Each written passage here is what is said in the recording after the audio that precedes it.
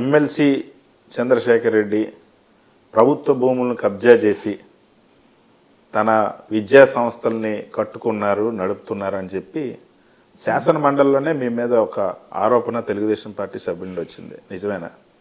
మీరంతా విన్నారు. అంటే తిరుమల లడ్డు గురించి మాట్లాడాడు. నేను ఒకటి చెప్తాను. నేను ఆల్మోస్ట్ 3 years నుంచి పాలిటిక్స్లో ఉన్నాను.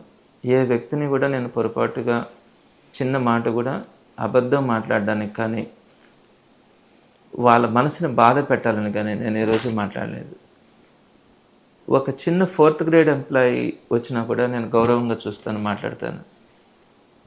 ఏ రోజు కూడా నాకు అపోనెంట్గా అక్కడ మంత్రి నారాయణ గారు ఉన్నారు.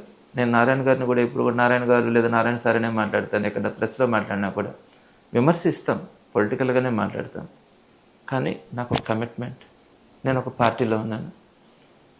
నా పార్టీ మీద ఏదైనా ఒక నింద వచ్చినప్పుడు, నా పార్టీని ఒక మాట అన్నప్పుడు నేను రెస్పాండ్ అవుతాను.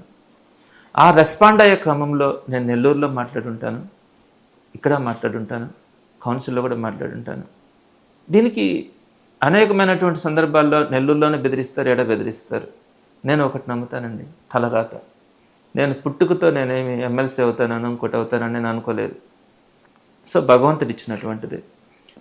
ఈరోజు అది ఉంటుందా పోతుందా అన్న ఆలోచనతో నా కమిట్మెంట్ని, నా మనస్సాక్షిని నేను చంపుకొని ఉన్నాను. నేను చేసింది తిరుమల లడ్డు గురించి నేను నిజమే మాట్లాడాలా అనుకున్నాను. ఆ మాట్లాడే క్రమంలో మీ ఇన్స్టిట్యూషన్స్ అంతా చూస్తామని చెప్పి మాట్లాడారు. నేను మాట్లాడిన తప్పైతే మీ మంత్రులు అడ్డుపడుతున్నారు, మాట్లాడండి. ఇన్స్టిట్యూషన్స్ ఎందుకు వస్తాయి? మీ నారాయణ గారు వ్యాపారాలు చేయట్లేదా? లోకేష్ గారు తోడలు వ్యాపారాలు చేయట్లేదా? లోకేష్ గారు వ్యాపారాలు చేయట్లేదా? మీ దగ్గర ఉన్నటువంటి ఏ మంత్రి వ్యాపారాలు చేయకుండా ఉన్నారు? ఎస్, మేము చదువు చెప్తా ఉన్నాం. ఇన్స్టిట్యూషన్స్ గురించి ఎందుకు మాట్లాడతారు? ఇంతకుముందు కూడా నేను రెడ్ క్రాస్లో చేసినటువంటి సర్వీసెస్ నెల్లూరు జిల్లా అందరికీ తెలుసు.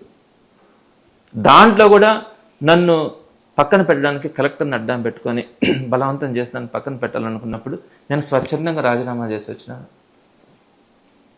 దాని గురించి మాట్లాడినటువంటి పరిస్థితి ఉంటుంది.